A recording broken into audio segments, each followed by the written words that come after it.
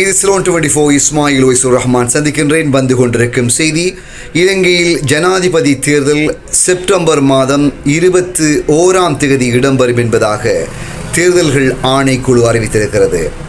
இதேவேளையில் August மாதம் 15ஆம் தேதி முதல் தேர்தலில் ஜனாதிபதி தேர்தலில் களமிறங்கக்கூடிய வேட்பாளர்கள் தங்களது வேட்பு மனுக்களை தாக்கல் செய்து கொள்ள முடியும்.